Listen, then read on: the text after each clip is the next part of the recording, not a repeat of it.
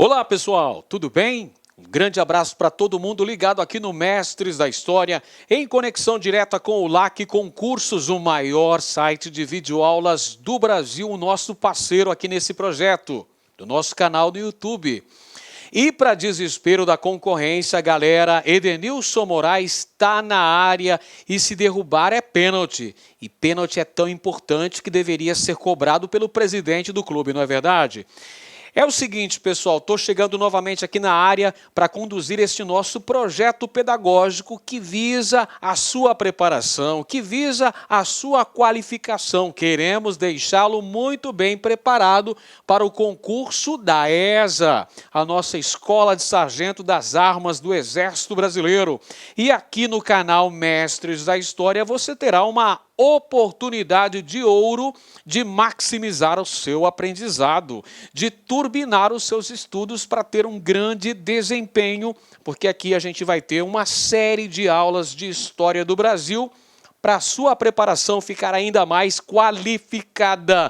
Então o que você está esperando aí? Vai deixando aí uma saraivada de likes, vai deixando o seu joinha, para que o nosso vídeo tenha visualizações, para que nós possamos ajudar mais pessoas que estão procurando uma aprendizagem histórica significativa. E hoje a gente vai falar sobre o período pré-colonial, ou seja, o período histórico que antecede a colonização efetiva da América Portuguesa.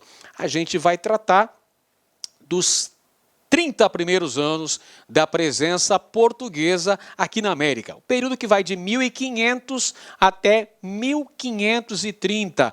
Período que foi marcado pelo envio das expedições guarda-costas, das expedições exploradoras, pela fase em que nós tivemos também a extração do pau-brasil, o reconhecimento do território da América Portuguesa. Pessoal, olha só, importante, olha a dica importante que o tio Ed deixa para você aqui no início da nossa aula. Não limite seus desafios, mas desafie seus limites.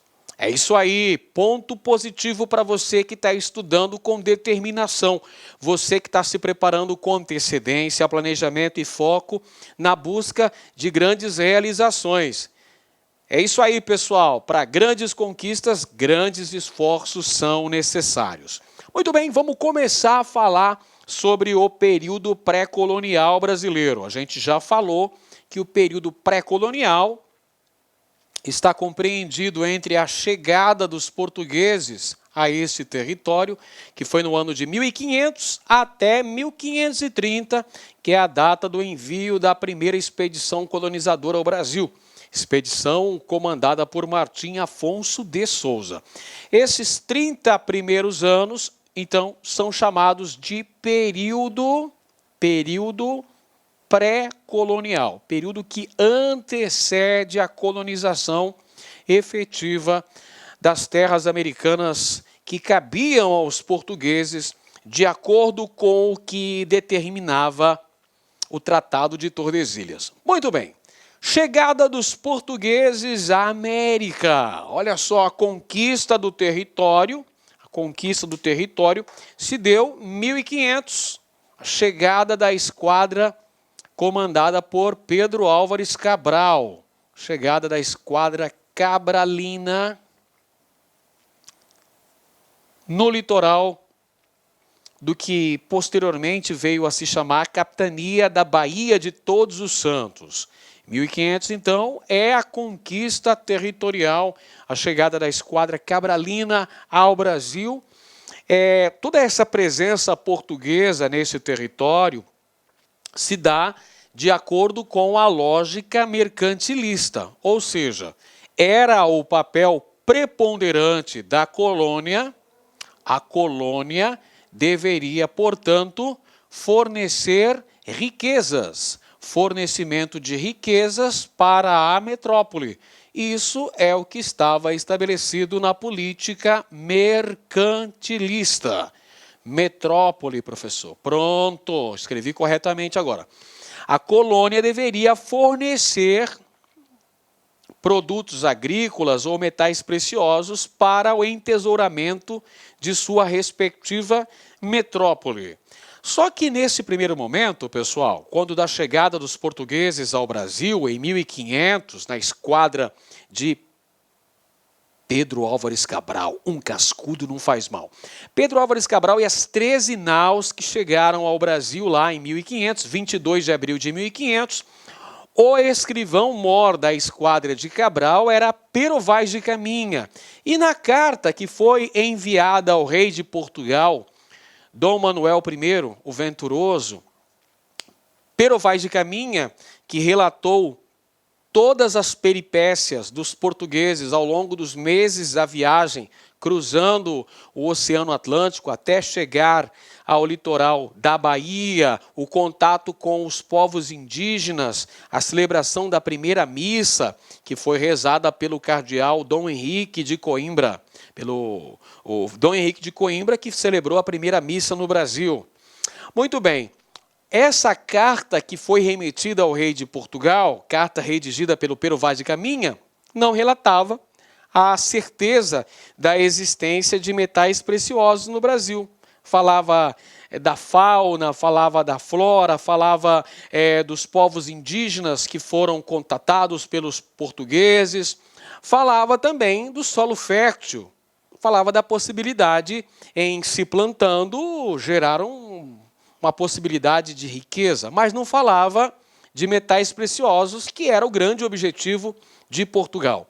Por essa razão, dada a não descoberta imediata de metais preciosos nesse território e dada a importância econômica que possuía o comércio oriental das especiarias, então o que vai acontecer?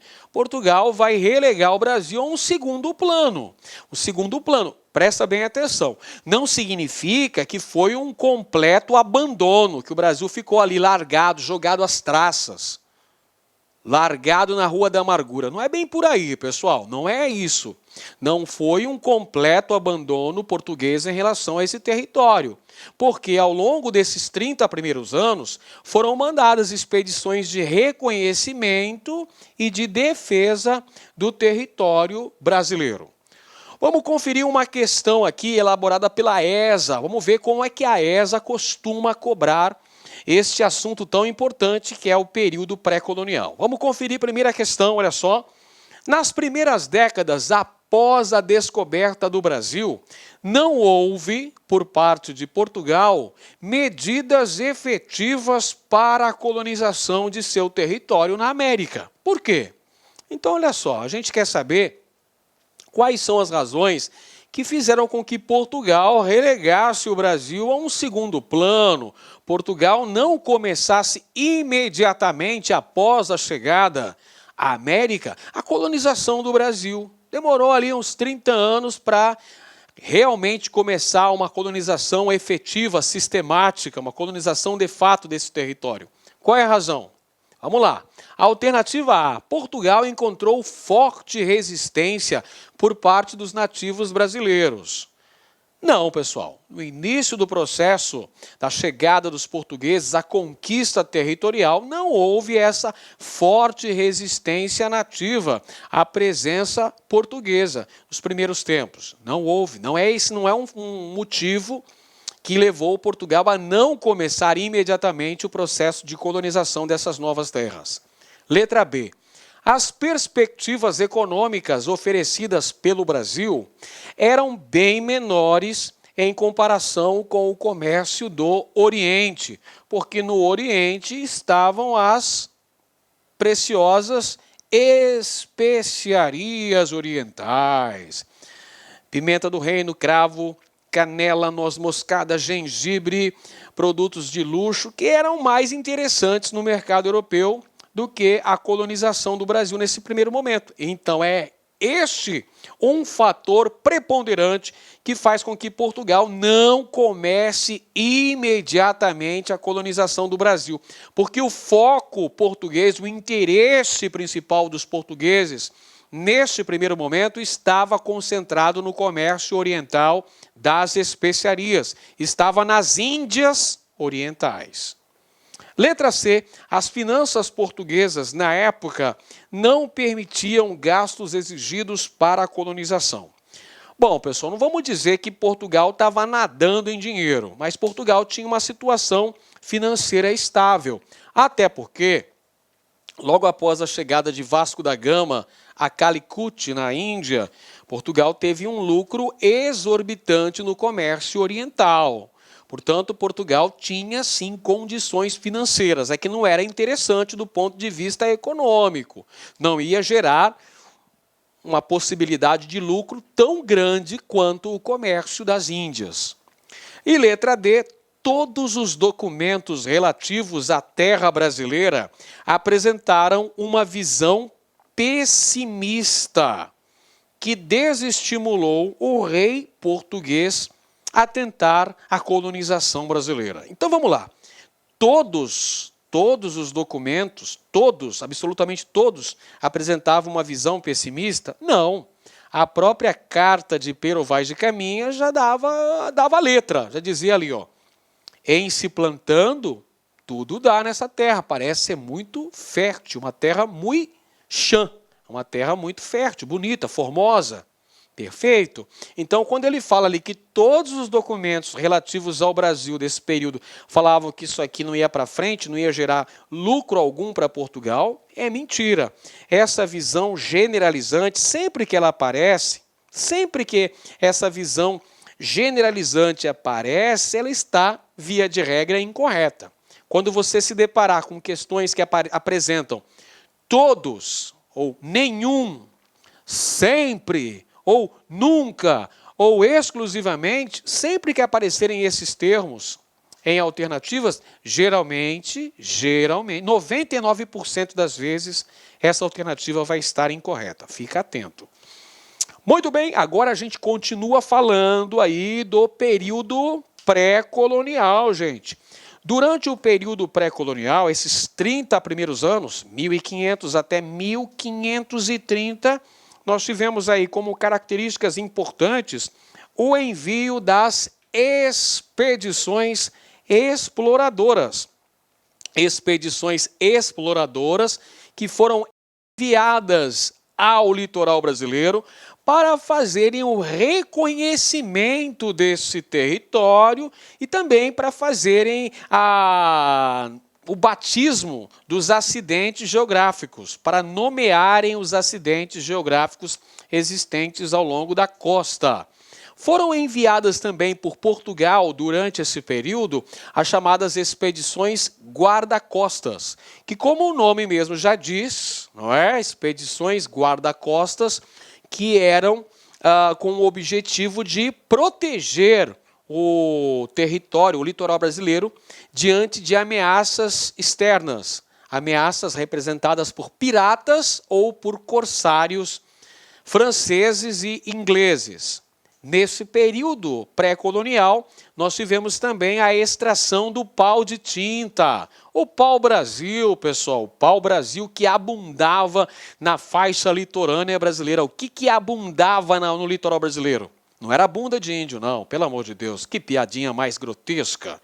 Que trocadilho mais infame, professor. Não, o que tinha em abundância no litoral era o pau de tinta, pessoal. Pau-brasil que era utilizado pelos portugueses na fabricação de móveis. Porém, a principal utilização do pau-brasil era para extrair um pigmento, um corante, que era utilizado no tingimento de tecidos, principalmente lá em Flandres, sabe Flandres, atual Bélgica, que sempre teve manufaturas têxteis desde a Baixa Idade Média. Flandres foi uma região muito importante na produção de tecidos. Pois é, Flandres consumia o pau-brasil para a produção de tecidos de cor avermelhada. Os portugueses já conheciam uma variante do pau-brasil que existia no litoral africano. Então, há a exploração do pau-brasil nesse período, atividade econômica importante. Outro ponto fundamental foi o estabelecimento das feitorias ao longo do litoral. Deixa eu só anotar aqui. Pronto. Feitorias eram verdadeiros entrepostos comerciais. Feitorias eram entrepostos comerciais, verdadeiros enclaves portugueses aqui na América. Os portugueses, na verdade, estabeleceram feitorias na África, na Ásia e também aqui no Brasil. Essas feitorias serviam basicamente para o armazenamento dos produtos coloniais, serviam também para o reabastecimento dos navios portugueses que seguiam para a África, que seguiam também para as Índias, e as feitorias também serviam como fortalezas militares. Tinha um caráter militar também as feitorias, o caráter militar, as feitorias, para a defesa do litoral. Então, as feitorias que eram administradas pelos feitores foram instaladas lá na África para o tráfico negreiro, para a exploração do marfim, exploração de ouro também. Foram instaladas na Ásia para o comércio das especiarias orientais. Foram instaladas no Brasil, por exemplo, feitoria de Cabo Frio, feitoria de Igaraçu. Eram entrepostos comerciais onde o pau-brasil era armazenado para que depois fosse carregado nos navios e levado para a Europa, não é?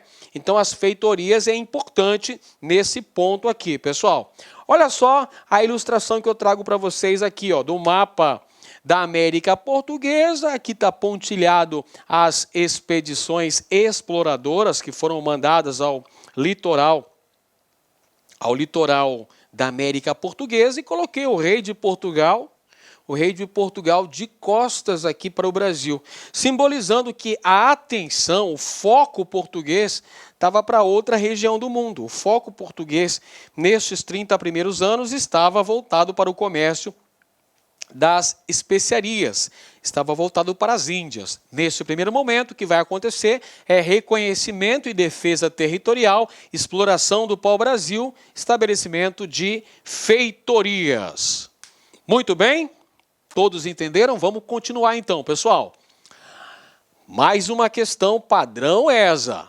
Pode ser apontado ou apontada como característica do período pré-colonial, 1500 a 1530, no Brasil. Então, vamos lá. Essa questão pede uma característica do período conhecido como pré-colonial. Você já sabe que esse período ocorreu aqui entre 1500 e 1530. Beleza, vamos conferir então as alternativas. Letra A utilização de mão de obra escrava africana no corte e transporte do pau-brasil. Olha só que questão melindrosa, olha só que questão maliciosa, pessoal. Qual foi a mão de obra utilizada pelos portugueses no corte do pau-brasil, no carregamento das toras dessa madeira, no armazenamento das feitorias, no carregamento dos navios portugueses? Foi mão de obra indígena, não foi mão de obra escrava africana, professor? Foi mão de obra indígena. Mão de obra indígena. Como era a modalidade? A modalidade de trabalho, pessoal, era livre. Trabalho livre dos indígenas. Como é que era chamado esse trabalho? Escambo. Escambo, você sabe muito bem que escambo significa troca, não é isso? Beleza, você está ligado no lance.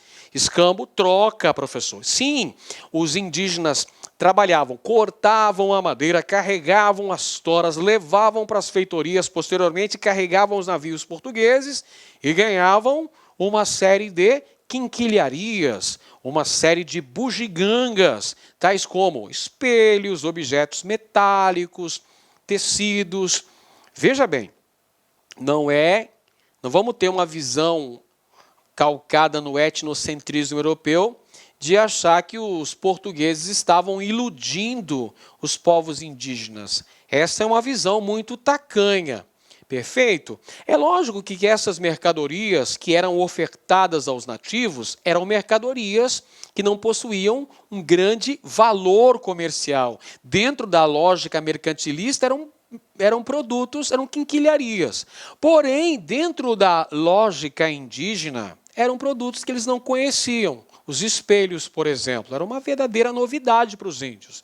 Então, os índios não estavam sendo enganados. Não vamos ter essa visão pejorativa, essa visão depreciativa dos povos indígenas, porque isso é uma visão, do ponto de vista antropológico, uma visão calcada no etnocentrismo europeu. Na verdade, o português não estava iludindo o indígena, ele estava fazendo uma relação comercial, uma relação de troca. Porque sem o auxílio da mão de obra indígena seria impossível para os portugueses explorarem o pau-brasil ao longo da Mata Atlântica brasileira. Perfeito? Então essa alternativa está incorreta porque ela fala da utilização de mão de obra escrava africana no corte e transporte do pau-brasil. Quando bem sabemos que a mão de obra utilizada no corte e no transporte do pau-brasil foi a mão de obra indígena através do escambo. E os escravos africanos só foram introduzidos na América Portuguesa a partir do momento em que se optou pelo cultivo de cana-de-açúcar. Tudo bem? Bacana, vamos em frente então. Letra B. A divisão do Brasil em 2 governos, sediados no Rio de Janeiro e em Salvador.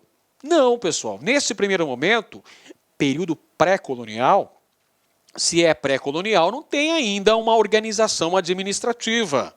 Tem uma exploração econômica, tem envio de expedições para esse território, mas não tem ainda uma colonização de fato, uma colonização para valer, no duro. Uma colonização sistemática não ocorre ainda, pessoal. No Brasil, nós até tivemos várias formas de organização administrativa.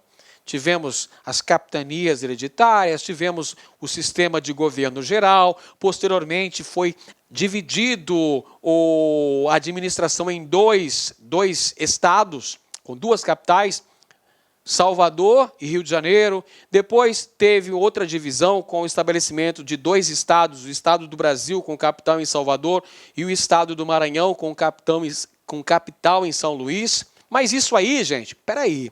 É depois, isso já é um processo de colonização. Nós estamos falando aqui do quê? Do período pré-colonial. Nós estamos falando do período que vai de 1500 a 1530, então não tem colonização ainda. Letra C. O envio de expedições guarda-costas e exploradoras e a eventual fundação de feitorias. Beleza. Essa é a alternativa correta, pessoal.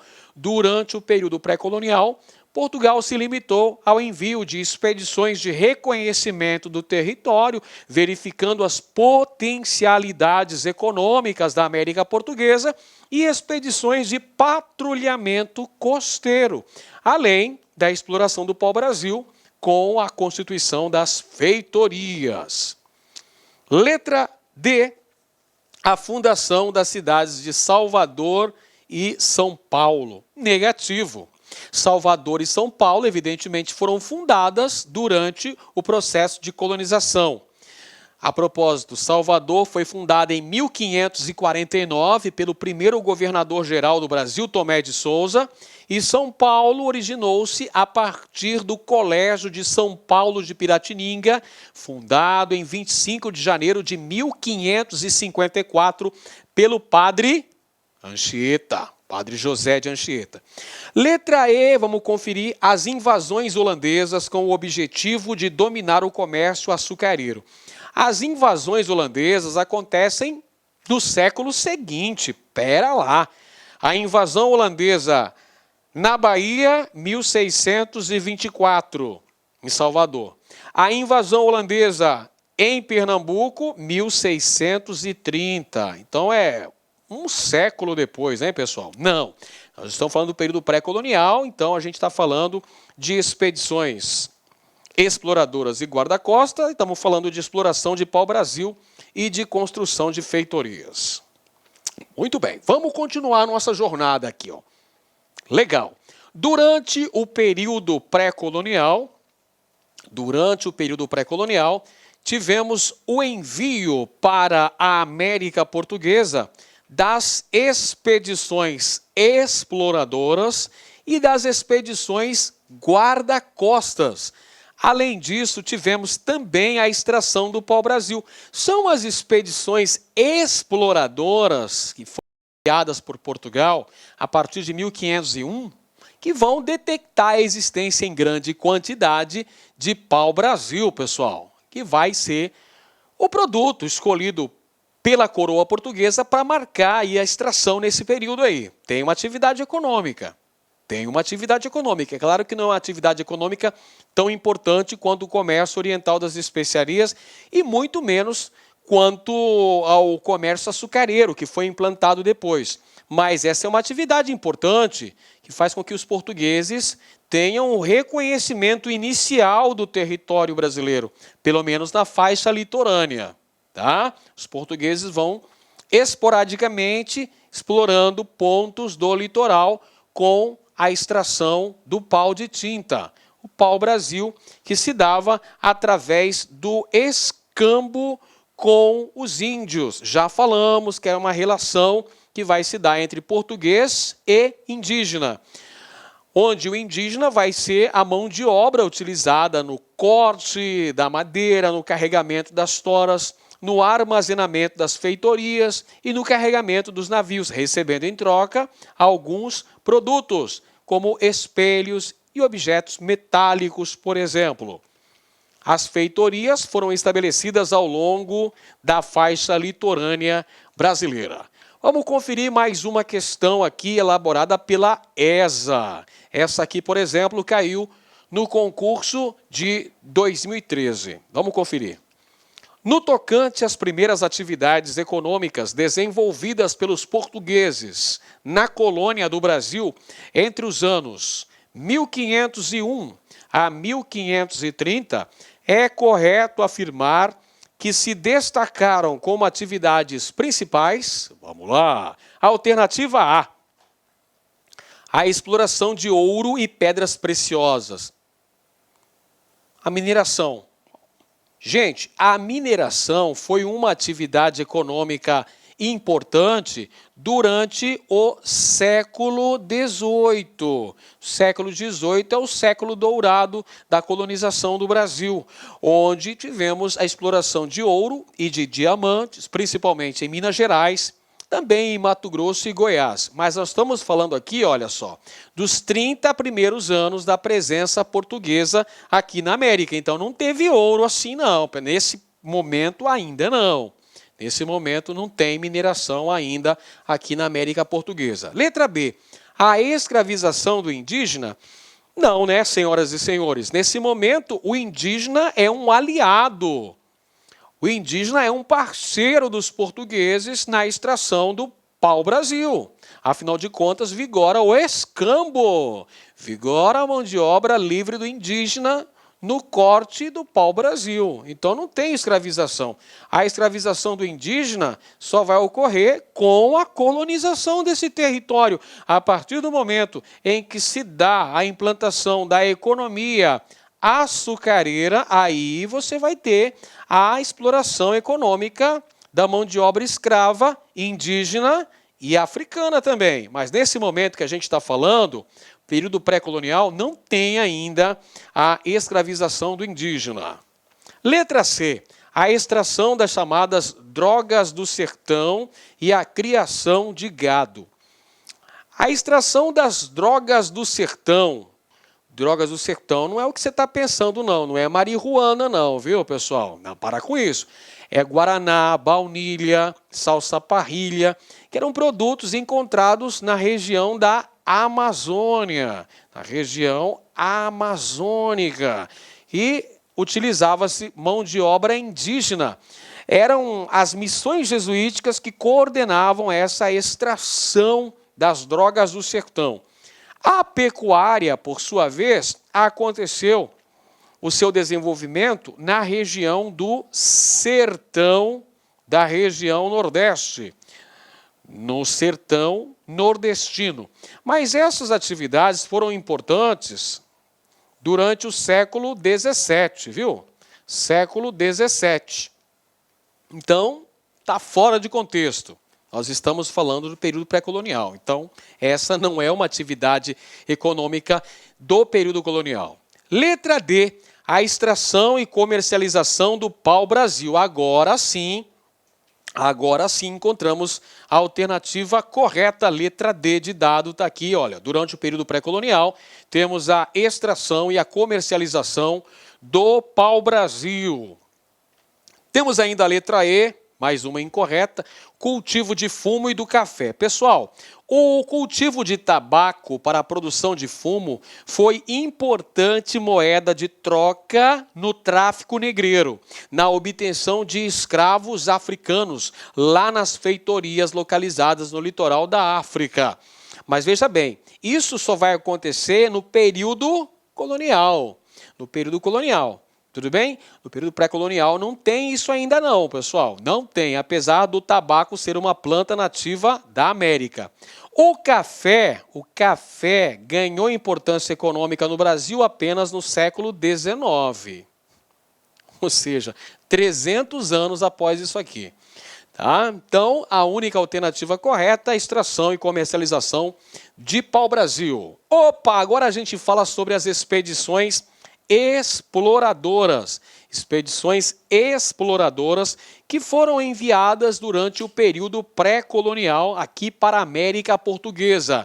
Em 1501, foi mandada a expedição comandada por Gaspar de Lemos para fazer o reconhecimento do território.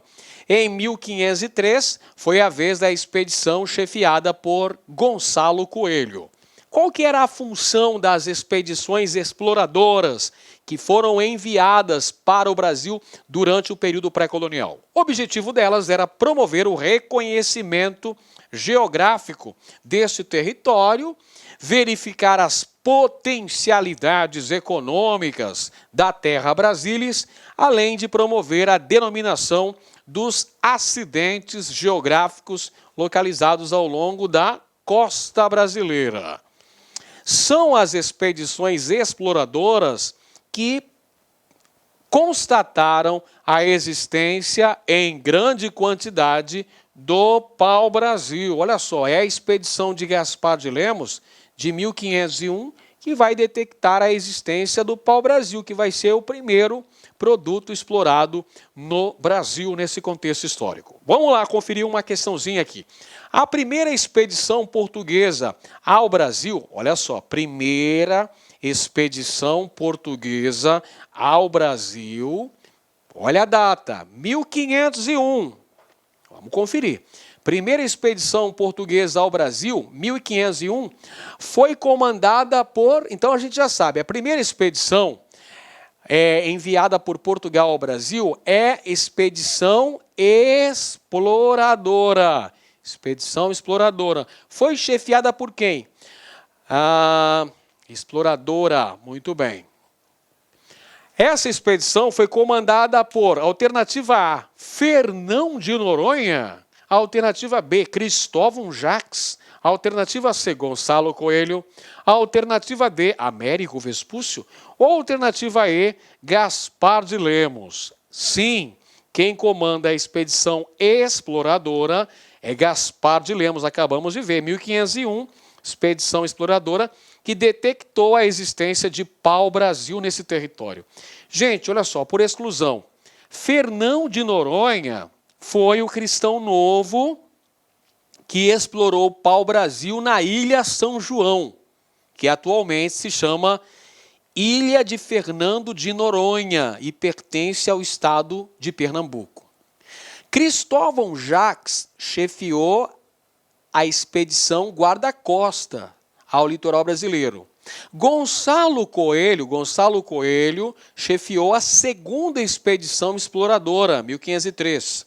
Américo Vespúcio, importante navegador, passou por várias partes do continente do Novo Mundo e detectou o erro de Colombo, porque Colombo morreu pensando em que tinha chegado nas Índias. Colombo tinha convicção de que havia encontrado a nova rota para as Índias. E Américo Vespúcio é quem vai descobrir. Falou, não, o Colombo está redondamente enganado.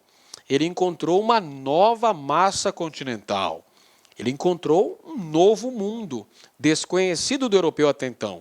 O europeu só conhecia Europa, África e Ásia. Não sabia da existência desse continente. É por isso que ele vai ser chamado de Novo Mundo, em contraposição ao Velho Mundo, Europa, África, Ásia. Perfeito? Por isso que, posteriormente, o continente passou a se chamar América, numa referência ao navegador Américo Vespúcio. Gaspar de Lemos é o comandante da primeira expedição portuguesa enviada ao Brasil, isso em 1501. Perfeito? Agora a gente fala das expedições guarda-costas. Muito bem. Expedições guarda-costas.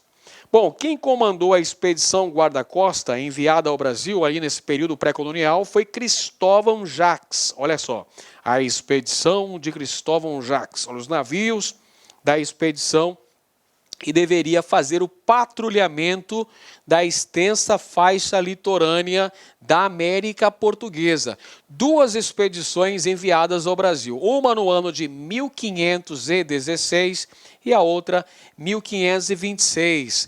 O objetivo das expedições guarda-costas era o de promover o combate ao contrabando de pau-brasil. Quem é que estava fazendo o contrabando do pau-brasil? Eram piratas e corsários franceses, que estavam atuando em vários pontos do litoral da América Portuguesa. Então, para combater esses invasores, o rei de Portugal, então, determina a formação das expedições guarda-costas, que, como o nome já define, né, já deixa claro, deveriam proteger a faixa costeira da América Portuguesa.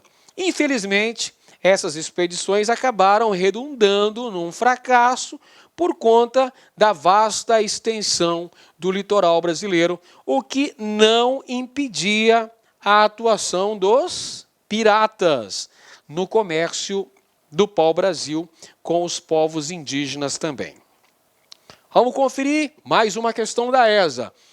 A respeito das expedições marítimas portuguesas enviadas ao Brasil no período pré-colonizador, foram chamadas de expedições guarda-costas, empreendidas entre os anos de 1516 a 1520, as missões comandadas por... Então, olha só, a questão quer saber quem era o comandante das expedições guarda-costas enviadas no Brasil no período pré-colonizador. Acabamos de ver que o comandante dessas expedições era Cristóvão Jacques. A alternativa correta, letra C de casa. Cristóvão Jacques comandou as expedições guarda-costas. Vamos por exclusão aqui, pessoal?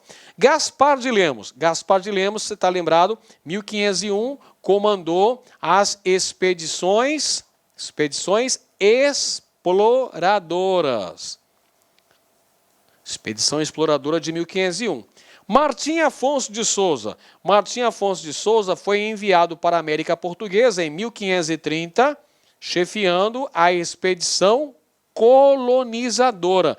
O início da colonização da América Portuguesa se dá com o envio da expedição de Martim Afonso de Souza, responsável inclusive pela fundação da primeira vila brasileira, a Vila de São Vicente, em 1532.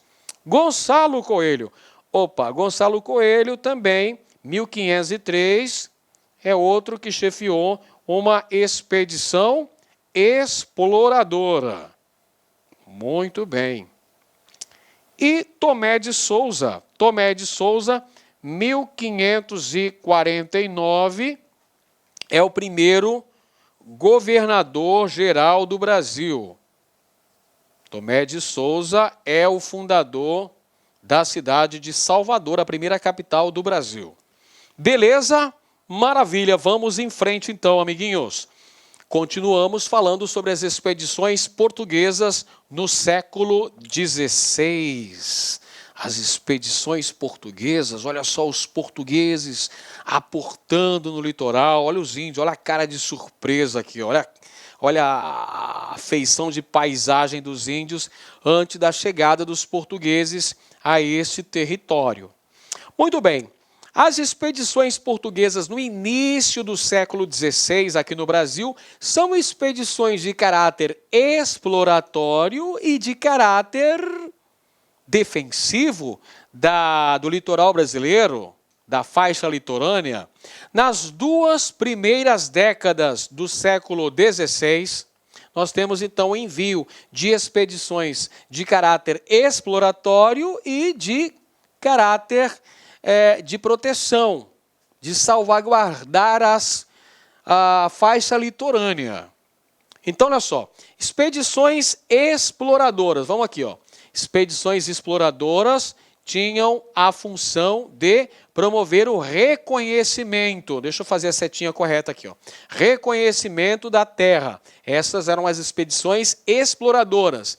Já as expedições guarda-costas tinham a função de fazer a defesa do litoral. Muito bem, vamos conferir mais uma questão da ESA. Olha como a ESA gosta de cobrar questões relativas ao período pré-colonial. Fica atento. As expedições portuguesas ao Brasil, nas duas primeiras décadas do século XVI, objetivavam, vamos lá. Alternativa A, iniciar o cultivo de cana-de-açúcar e o imediato povoamento? Não.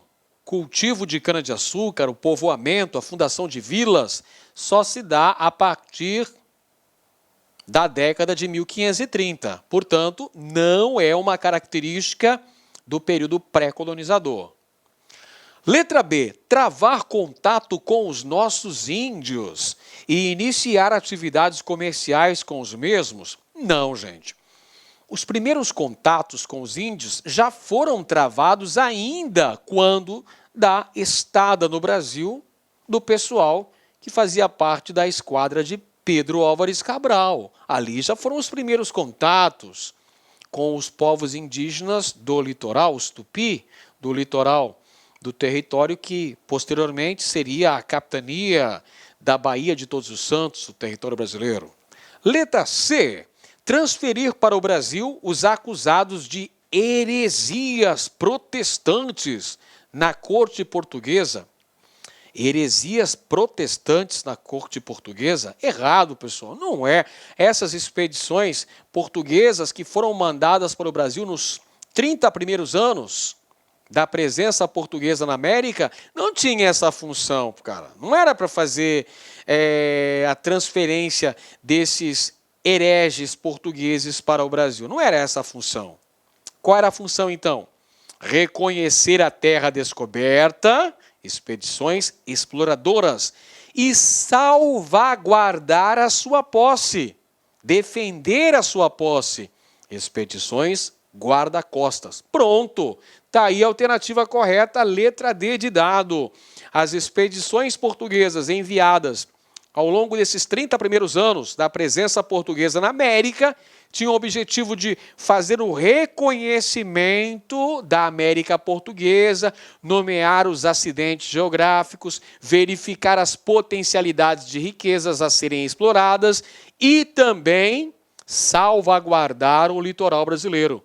As expedições guarda-costas. Opa, deixa eu voltar aqui. Letra E, temos mais uma.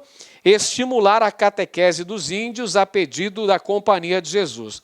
Nada disso, gente. Olha só, a Companhia de Jesus foi criada no contexto da Contra-Reforma, em 1534, pelo Inácio de Loyola. Inácio de Loyola. Os padres jesuítas só são enviados para a América Portuguesa já na metade do século XVI. 1549 que chegam os primeiros jesuítas, junto com Tomé de Souza. Tomé de Souza que foi o primeiro governador geral do Brasil, que fundou Salvador. Perfeito? Nesse primeiro momento, então, as expedições portuguesas que vêm para o Brasil é para reconhecimento do território e para defesa da faixa litorânea. Muito bem. Agora a gente vai falar sobre a mudança na postura portuguesa em relação à América Portuguesa, em relação ao Brasil. Ocupar para não perder. Ou seja, o início do processo de colonização efetivo, colonização sistemática do Brasil, vai se dar em 1530. Atenção para a data. 1530, o início da colonização efetiva da América Portuguesa. Colonização sistemática. Envio da expedição de Martim Afonso de Souza. Olha só, gente, é preciso destacar aqui um fato preponderante. Vamos lá. Você lembra que de 1500 até 1530, a atenção portuguesa se voltava para o Oriente, para as Índias. O que nós tínhamos nas Índias mesmo? O comércio das especiarias. Legal, você está prestando atenção na aula. Titio gostou. Pessoal, mas 1530, o comércio das especiarias começou a declinar, já não dava tanto lucro assim. Primeiro porque as viagens eram muito longas e muito dispendiosas, muito caras para a coroa portuguesa. Segundo, já entravam alguns atravessadores aí no comércio, alguns concorrentes de Portugal nesse comércio. Terceiro ponto, os piratas, os corsários franceses e ingleses também estavam atacando pontos do litoral brasileiro, principalmente os franceses, que estavam fazendo contrabando do pau-brasil, que estavam negociando com os índios, estavam fazendo escambo também com os índios. Então, a partir de 1530, o rei de Portugal vai falar, peraí, vamos tomar conta da América Portuguesa, vamos tomar conta do nosso território colonial, o Brasil, senão a gente vai perder o Brasil. Olha a frase, ocupar para não perder. Promover o povoamento, a fundação de vilas, de arraiais, a defesa do litoral, para não perder o território para quem? Para os franceses. Afinal de contas, os franceses nunca aceitaram o Tratado de Tordesilhas, firmado entre portugueses e espanhóis.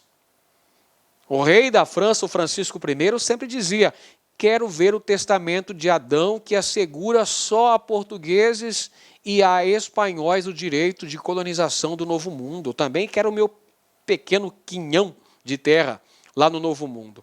Então, para salvaguardar, para garantir a posse desse território, em 1530, o rei português Dom João III, olha o nome da fera, Dom João III, o colonizador, enviou a expedição comandada por Martim Afonso de Souza, que deveria promover o combate a piratas e corsários, promover também a fundação de vilas coloniais e dar início ao cultivo de produtos agrícolas nesse território. Justamente o produto agrícola escolhido foi a cana-de-açúcar, não por acaso.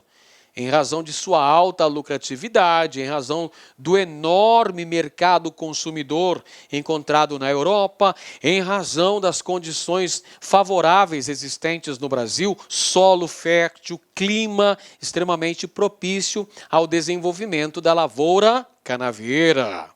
Muito bem, vamos conferir a questão aqui sobre esta temática. Questão da ESA. A colonização brasileira foi motivada de início por preocupações, sobretudo políticas. Olha só, a colonização do Brasil foi motivada de início por preocupações, sobretudo políticas.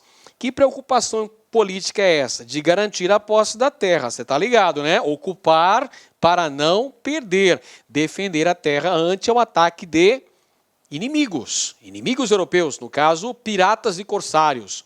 Vamos lá. A alternativa A tinha como objetivo extrair as riquezas que se presumia existir no interior do continente. Peraí, esse não é um objetivo político, cara. Isso é um objetivo econômico, tá? Isso é um objetivo econômico. Nós estamos procurando um objetivo político. Letra B, visava, através do povoamento, preservar a posse da terra, já então disputada por corsários estrangeiros, a atuação dos piratas, o contrabando do pau-brasil. Beleza, essa está corretíssima, pessoal, está certíssima.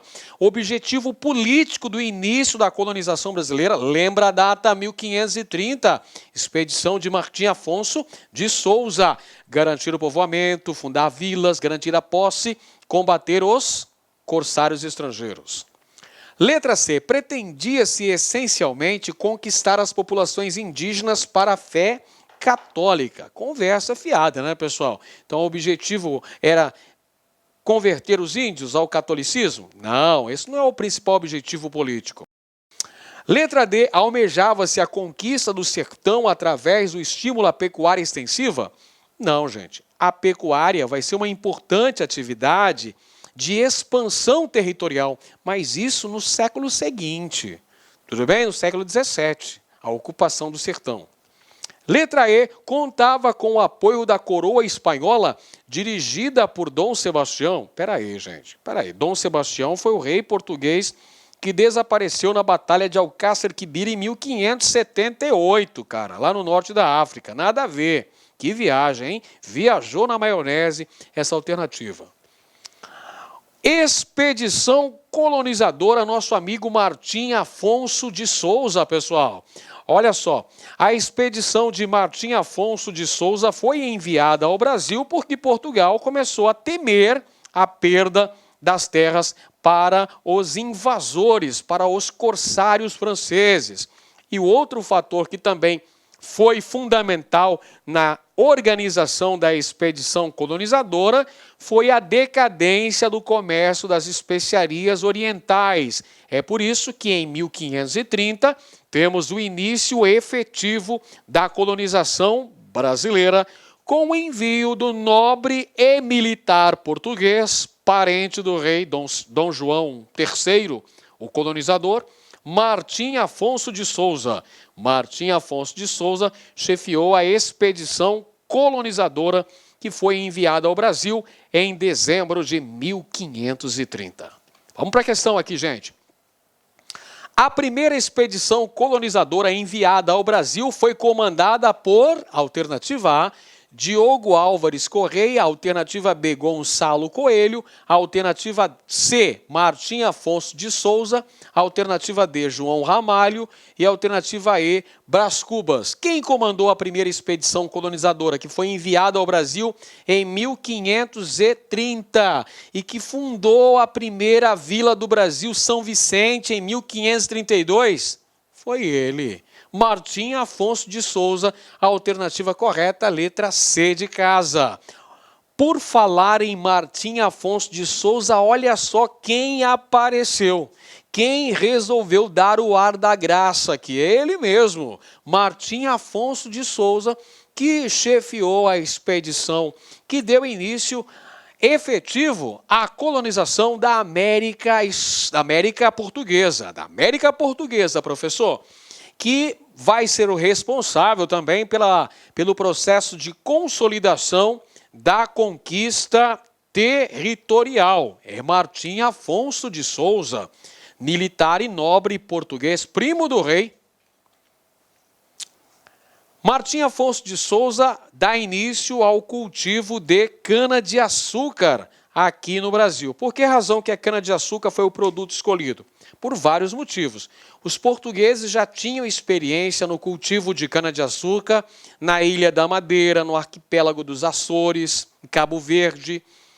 Os portugueses também sabiam que o açúcar era um produto muito apreciado no mercado europeu, tinha um grande mercado consumidor, poderia oferir grande quantidade de riqueza, tinha também o apoio, o financiamento de comerciantes e banqueiros holandeses, tinha também as condições geográficas e geológicas favoráveis no Brasil. Solo fértil do tipo Massapê, da região da Zona da Mata, e também o clima tropical úmido. Tudo isso favoreceu ao desenvolvimento da economia açucareira. ao longo do século XVI. Mais uma questão da ESA. Após o descobrimento, a primeira expedição colonizadora do Brasil foi de... Alternativa A, Gaspar de Lemos. Alternativa B, Cristóvão Jacques. Alternativa C, Pedro Álvares Cabral. Alternativa D, Tomé de Souza. Alternativa E, Martim Afonso de Souza. Uma questão bem factual, mas é isso que a ESA gosta de cobrar, então você tem que seguir as regras do jogo. A primeira expedição colonizadora enviada ao Brasil em 1530 era chefiada por Martim Afonso de Souza. A alternativa correta, a letra E, de Edenilson, este locutor que vos fala. Continuamos falando no nosso amiguinho Martim Afonso de Souza, que promoveu a consolidação da conquista territorial e também incentivou a busca de riquezas no interior. Martim Afonso chegou inclusive a organizar expedições de reconhecimento do interior do território. Martim Afonso foi até a região do Estuário do Prata. Ele avançou pelo interior do território na busca de riquezas que pudessem ser exploradas pelos portugueses. Martim Afonso também estabeleceu o primeiro engenho de açúcar aqui na América Portuguesa, que se chamava Engenho do Governador, numa referência ao próprio Martim Afonso de Souza. E outro fato importante da presença de Martim Afonso de Souza e sua esposa, que também foi bastante atuante aqui no processo do início da colonização da América Portuguesa, foi a fundação de vilas. Ele fundou a Vila de São Vicente, em 1532, e depois fundou também a Vila de Santo André, da Borda do Campo. Não se esqueça. Próxima questão aqui, galera. Olha só. A expedição chefiada por Martim Afonso de Souza, que veio para o Brasil em 1530, foi responsável pela alternativa A, fundação da Vila de São Vicente. Essa é a alternativa correta. Martim Afonso de Souza fundou a primeira vila do Brasil, a Vila de São Vicente, no ano de 1532. Tem as outras alternativas: fundação da feitoria de Cabo Frio, fundação da feitoria de Cabo Frio, que é anterior, é o período pré-colonial ainda, servia de entreposto para o comércio do pau-brasil. Fundação do Forte Orange, nada a ver. Fundação da cidade de Salvador, você sabe que Salvador foi fundada pelo primeiro governador-geral do Brasil, Tomé de Souza, em 1549, bem depois. A primeira vila do Brasil é São Vicente. A primeira cidade do Brasil é Salvador. Você sabe que vila e cidade não são necessariamente a mesma coisa. A primeira vila fundada pelos portugueses no Brasil foi a Vila de São Vicente. A primeira cidade fundada pelos portugueses no Brasil foi a cidade de Salvador, na capitania da Baía de Todos os Santos. É isso aí, galera. Senhoras e senhores, moças e rapazes, meninos e meninas, um grande abraço para todo mundo que chegou até aqui ao final da aula, que está dando esse moral todo aqui para o canal Mestres da História. Porque pessoas com metas triunfam. Triunfam porque sabem exatamente para onde vão. É isso aí, você tem que ter metas. Você tem que ter um plano definido de onde você quer chegar. E se você quer chegar na sua aprovação na ESA, se você quer ostentar a gloriosa farda do Exército Brasileiro, você tem que estudar para valer, estudar com dedicação aqui com Mestres da História, em parceria com o LAC Concursos, porque aqui a gente vai possibilitar aulas de grande qualidade para otimizar a sua preparação para esse concurso. Um grande abraço a todos, muito obrigado pela audiência, muito obrigado pelo carinho. Não se esqueça de deixar seus comentários aqui. Eu prometo que vou responder para todo mundo. Um grande beijo a todos e até a próxima. Falou, pessoal. Clique like.